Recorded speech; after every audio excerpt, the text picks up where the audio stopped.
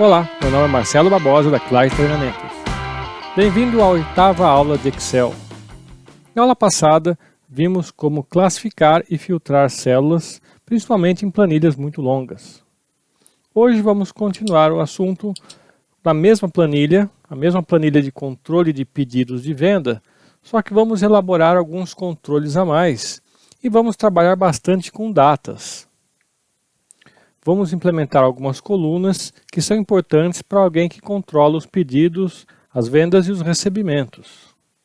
Vamos incluir algumas colunas aqui, mas antes de incluir colunas, eu queria mostrar para vocês como incluir linhas, porque essa planilha que fizemos tem só 149 números de pedidos digitados, e o que acontece se de repente a gente for fazer uma ampliação aqui dos pedidos e querer colocar mais uns 20, 30, 50, 100 pedidos.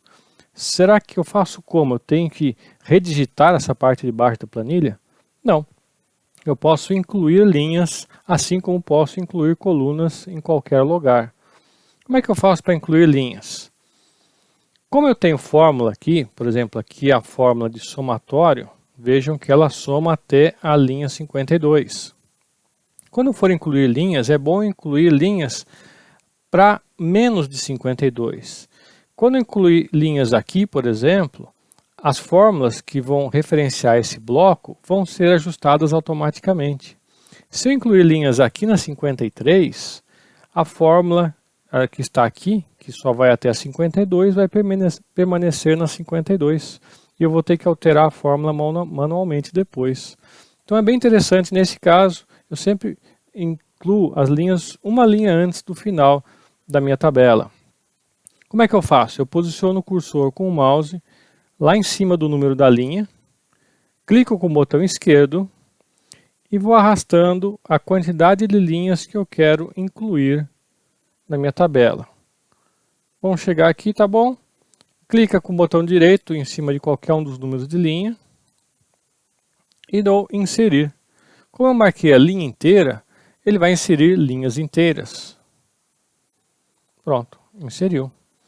Como é que eu faço agora para continuar a numeração dos pedidos? Lembra que a gente tem os números 1 a 1, 144, 145, 146. Lembra como é que ele faz a progressão automática? Eu marco as duas últimas. Como ele está aumentando de 1 em 1, se eu puxar aqui nesse pontinho até o final, ele vai preencher com a numeração correta. Verifica se está tudo certo. 44, 45, 46, 147 até 163. Pronto. Está feito. Lembra como é que faz? Aqui tem uma fórmula que faz a multiplicação do valor unitário pela quantidade vendida. Também replico puxando aqui. Ou, Ctrl Z, marco até lá embaixo e dou preencher para baixo. Também ele vai replicar a fórmula. Tem uma tecla de atalho que eu não comentei com vocês, que é a mesma coisa que o preencher para baixo. Eu clico na primeira célula, arrasto até a última. Em vez de ir lá clicar em preencher para baixo, eu simplesmente clico em Ctrl D. Na verdade, eu teclo Ctrl D e ele vai preencher para baixo. Tem a mesma coisa para a direita. Se eu marcar para a direita, eu poderia preencher para a direita ou Ctrl R.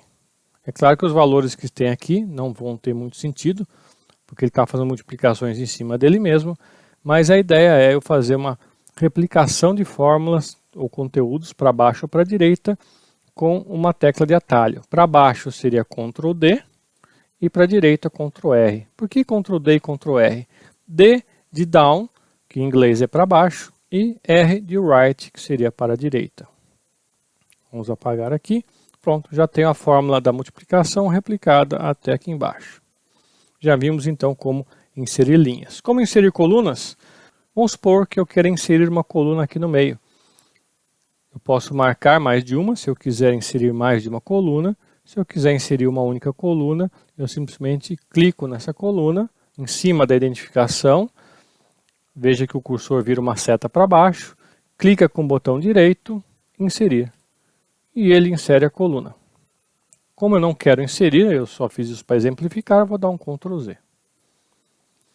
Bom, agora vamos trabalhar com as datas. Eu não vou inserir colunas porque aqui eu vou criar colunas à direita das que já existem, então eu não preciso inserir colunas. Se eu quisesse criar aqui no meio, eu teria que inserir colunas. Essa data que eu vou querer inserir agora é a data de vencimento, é a data que o cliente tem que me pagar por esse pedido. Double clique para aumentar a coluna. E eu quero formatar igual a essa. Eu posiciono na formatação original, clico no pincel, venho aqui e ele replica esse formato. Pronto. Eu quero aqui a data de vencimento do pedido. Essa data vai ser, por exemplo, 30 dias depois da data do pedido. É claro que o jeito mais manual seria calcular manualmente quanto que é 30 dias depois de 1º de janeiro e colocar aqui 31/1/2020. Notem que somar 30 dias não necessariamente é um mês para frente. Lembra que tem mês que tem 30 dias, mês que tem 31 dias e fevereiro tem 28 ou 29 dias, caso seja bissexto ou não. E, para lembrar, bissexto é um ano a cada 4. Tá? Então 2020 foi um ano bissexto, mas os próximos 3 não serão bissextos, então fevereiro terá 28 dias. Então aqui eu quero somar 30 dias. Como é que eu faço para somar automaticamente e não ter que ficar colocando um por um aqui? E aí que vem a primeira fórmula que vamos ver hoje, que envolve datas. Eu quero pegar essa data aqui do pedido, somar 30 para colocar aqui. Veja como eu vou fazer. Igual essa data aqui, mais 30. O que acontece quando a gente soma data com número? Parece meio estranho, não é? Mas quando eu somo data com número ou subtraio um número de uma data, na verdade eu estou acrescentando ou tirando dias dessa data. Então quando eu faço a data mais 30, ele vai dar a data que é 30 dias depois da data que está lá na célula B3. Vamos ver? Exatamente, 31/1/2020. Vamos fazer a mesma coisa com a de baixo? Eu poderia replicar a fórmula, mas eu quero explicar uma outra coisa, então eu vou começar a digitar novamente a fórmula. Igual. E agora eu vou apontar para a célula B4. Mas lembra que eu falei numa das primeiras aulas que quando a gente está em modo de edição e a gente usa as setinhas de movimentação, ele encerra a edição? Isso realmente acontece, exceto quando eu estou digitando ou entrando com uma fórmula nova. A fórmula começa com um símbolo igual. Como eu comecei com igual, é uma fórmula, e agora quando eu usar setinhas, ele não vai encerrar a edição. Veja o que vai acontecer, eu vou teclar seta para a esquerda. Viu? Ele copiou a identificação dessa célula da esquerda ali onde eu estou editando. Eu vou novamente para a esquerda, mais uma vez, até chegar ali a data. Então, em vez de eu apontar para a célula que eu quero e dar um clique, eu simplesmente, quando eu comecei a edição de uma fórmula, com igual, eu uso as setas de direção para apontar a célula que eu quero incluir na fórmula. E agora eu continuo normalmente, vou digitar mais e 30. Ok? Bom, eu quero colocar isso até lá embaixo, então eu poderia fazer o que a gente viu agora há pouco, né? Marca do começo ao fim e dá Ctrl D, certo? Mas eu não quero isso agora. Por quê? Porque eu quero mudar um pouquinho isso aqui. Se todas as datas de vencimento são 30 dias para frente, eu poderia realmente colocar fixo na fórmula esses 30 dias, ou poderia deixar esse 30 em algum outro local, em alguma outra célula. Porque pode ser que amanhã mude esse prazo. Em vez de ser vencimento em 30 dias, pode diminuir para 20, aumentar para 35, e eu não vou querer alterar todas as fórmulas da planilha por causa disso. Então eu vou vir aqui em cima, vou colocar vencimento. E à direita eu vou colocar 30 dias.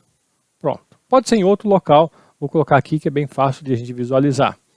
E agora como é que eu faço? A fórmula vai ser igual à data do pedido, mais, aí novamente com a setinha eu subo, vou para a direita, você viu que ele colocou ali H1, e eu dou Enter. Pronto, 30 dias. Agora eu vou replicar para as outras. Mas antes, espere. Se eu replicar para outra, o que vai acontecer? Ele vai colocar H2. Lembra que eu falei, numa das aulas anteriores, quando você copia a fórmula, as referências às células também são alteradas. Como eu copiei uma linha para baixo, todas as referências às células desceu uma linha. Para a data aqui original que eu quero somar, é isso mesmo, mas o número de dias tem que ser fixo aqui em cima. Então, o que esquecemos de fazer é que nessa fórmula aqui, deixar fixo o dia na célula H1. Então, vou dar F2, vou voltar aqui para a célula H1 e ali digitar F4. A gente viu numa das aulas anteriores, quando a gente digitar F4, ele coloca o símbolo de cifrão antes da linha e antes da coluna, para indicar que essa é uma referência fixa. Por mais que eu copie essa fórmula para outras células, essa referência não muda. Dá um Enter, e agora sim eu posso copiar daqui para baixo. E aí vou ensinar mais um truque para você. Se ao invés de querer copiar para várias linhas para baixo, eu quiser copiar apenas uma célula de cima para baixo, como está agora aqui na tela, eu não preciso nem marcar a célula anterior. Eu simplesmente dou Ctrl D agora e ele já copia ajustando a fórmula. Esse é o jeito mais rápido de copiar uma célula de cima para baixo. Não precisa marcar nada, basta dar Ctrl D, ele copia da célula de cima. Funciona também com Ctrl R. Eu estou posicionado à direita, dou Ctrl R, ele já copia da esquerda para a direita. É claro que deu um erro aqui porque a fórmula ficou sem sentido, porque ele vai somar o nome do pneu com o número 30 e não faz o menor sentido somar um texto com um número. E é só para exemplificar que para copiar uma célula para baixo eu uso Ctrl D, copiar uma célula para a direita eu uso Ctrl R. Agora sim, já expliquei o que eu gostaria, vamos marcar da primeira até a última. E Ctrl D. Pronto. Já temos a data de vencimento. E ensinamos uma operação com data. Vamos falar um pouquinho mais sobre datas, antes de continuar para a próxima operação. A gente viu que o formato de data, a gente tem esse formato data abreviada, que é o que está aqui na célula agora. Tem a data completa, que seria uma data por extenso, mas tem outras também. Vou dar um Ctrl Z aqui. E lembra como é que te acessa o menuzinho de formatação de números? Eu posso vir aqui e clicar aqui, ou eu deixo selecionado a célula e Ctrl 1. E aqui escolho data e veja quantos tipos de datas eu tenho. Eu tenho dia e mês e ano, mês por extenso, em inglês, com hora também. Então tem várias formatações. Vamos deixar do jeito que está. Só entrei aqui para mostrar que eu posso fazer a data ficar com aparência um pouquinho diferente. Vamos mostrar mais um tipo de coluna aqui com outro tipo de fórmula mais para frente. Vou colocar aqui a data que o cliente pagou efetivamente. Double clique. Ele já entendeu que a formatação é igual, ele já copiou automaticamente. Data do pagamento. Aqui eu tenho que preencher manualmente o dia que o cliente pagou efetivamente. Então vou agora rapidamente preencher datas aleatórias aqui e daqui a pouquinho já volto para a gente continuar.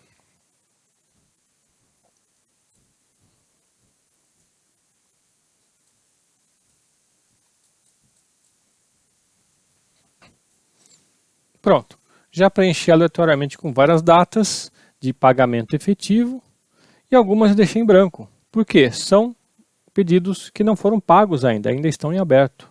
Então onde tem data, pagou, onde não tem data, não pagou ainda. O que eu gostaria de controlar aqui?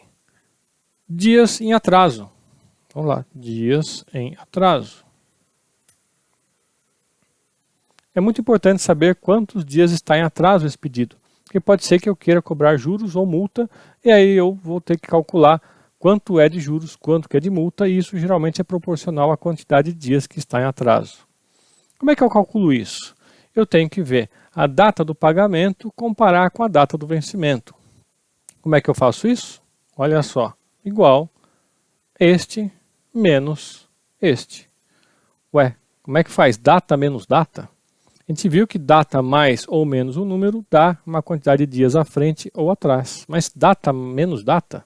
Sim, data menos data, ele vai dar uma quantidade de dias entre essas duas datas. No caso, esse pagamento foi feito 82 dias depois da data do vencimento. Se desse um número negativo, significaria que essa data aqui seria menor do que a anterior. Vamos replicar para baixo e para baixo. E nós vemos que temos 82 dias em atraso, 66, 35 e assim por diante. Tem outro jeito de fazer isso? Sim, tem outro jeito. Seria uma função. A função é dias. Abre parênteses.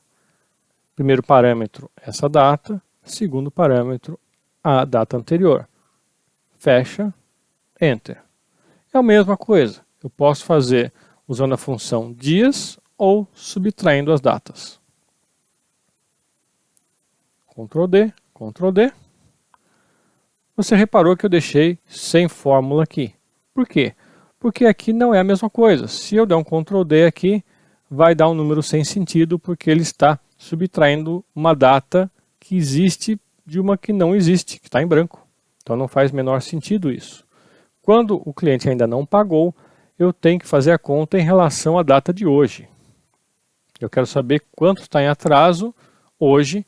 Hoje, por acaso, é dia 10 de junho de 2020. E quantos dias já se passaram e o pedido ainda está sem pagamento. Se eu digitar aqui, por exemplo, a data de hoje, 10 de junho, aí sim a fórmula vai funcionar. 107 dias em atraso. Só que não é isso que eu quero, porque aqui tem dois problemas. Primeiro, eu acho que o cliente já pagou. Se eu vir aqui amanhã e abrir essa planilha, eu vejo uma data preenchida, eu acho que ele pagou, quando na verdade não pagou. E segundo, que amanhã vai ser dia 11, essa planilha vai estar errada, porque vai estar fixa a data em 10/6, que eu digitei, e amanhã será 11/6, dias em atraso tem que aumentar para 108. Então, isso aqui não está correto, eu não devo digitar a data. Então, como é que eu sei quantos dias está em atraso se eu não devo digitar nenhuma data fixa? Vejam essa fórmula. Igual, hoje, abre e fecha parênteses. A função hoje, abre e fecha parênteses sem parâmetro nenhum, retorna sempre a data de hoje.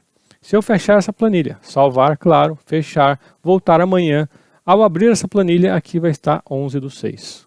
Depois de amanhã, eu abro a planilha, está 12/6. Ela atualiza automaticamente a data para a data do dia que ele lê do sistema operacional. Então aqui eu vou fazer a função igual hoje menos esta data. E o que aconteceu? Deu uma data que não tem nada a ver, 1900? Sim, o resultado é um número, só que o Excel por algum motivo acha que a formatação dessa célula é uma data. E, internamente, o Excel armazena as datas em função da quantidade de dias que se passaram desde 1º de janeiro de 1900. Então, quando ele vê um número e ele acha que é uma data, ele converte numa data a partir do início de 1900. Como é que eu mudo isso? Eu quero que isso vire número. Eu venho aqui e mudo para formato geral, que é sem formatação, e ele vai entender então que é um número. Pronto, 107 dias em atraso. Vamos copiar essa fórmula para cá. 88 dias em atraso. Se eu fechar essa planilha, voltar amanhã, os demais números vão estar iguais, porque o atraso já está em função do pagamento que aconteceu depois de X dias, e aqui vai estar atualizado para 108 e aqui para 89. Sempre que eu abrir essa planilha, ele vai recalcular esses números. Bacana? Então vimos como é que fazemos uma data mais alguns dias, data menos alguns dias. Vimos também como é que eu faço para descobrir a quantidade de dias entre duas datas. Eu posso usar uma fórmula, dias entre as duas datas, ou posso simplesmente subtrair uma data da outra. Vamos replicar isso até o final? Só que aqui vai ficar mais difícil eu replicar a fórmula até o final, porque em alguns lugares eu quero essa fórmula, que vai subtrair hoje da data, e em alguns lugares eu vou querer essa outra fórmula, que vai subtrair as datas diretamente. Tem como fazer uma única fórmula que vai juntar as duas coisas? Tem. É algo um pouquinho mais complexo, mas eu vou explicar agora para finalizar essa aula sobre datas. É a função C. É uma função condicional. É uma função que vai ter um parâmetro de comparação e aí eu vou poder colocar duas fórmulas diferentes. A fórmula que vai ser realizada caso a comparação seja verdadeira e a fórmula que vai ser realizada caso a comparação seja falsa. Então, vamos pensar o seguinte, vamos usar aqui nessa primeira fórmula aqui.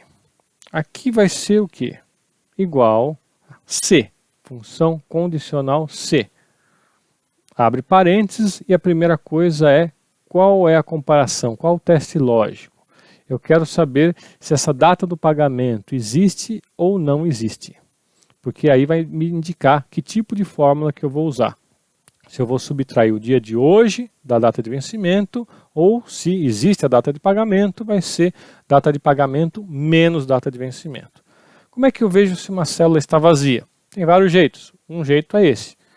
Vamos apontar para ela e comparar com aspa, aspa, abriu e fechou. Ou seja, se H3 for vazio, ou seja, aspa, abre, aspa, fecha, sem nada dentro, vazio. Ponto e vírgula. O que eu quero que aconteça se a célula da data de pagamento está vazia, né? Eu quero a função do hoje, né? Então eu quero hoje, abre e fecha parênteses, menos a data de vencimento. Caso contrário, ponto e vírgula, ou seja, H3 não está vazio. Aí eu quero data do pagamento menos data do vencimento. Fecha parênteses.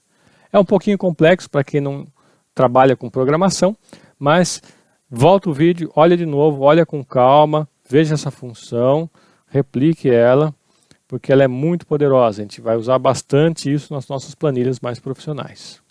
Veja se a quantidade de parênteses que foi aberta e fechada também está correta, porque senão vai dar erro na fórmula. Vamos conferir? Se, abre parênteses, H3, que é a data do pagamento, está vazio, eu quero o quê? Ponto e vírgula.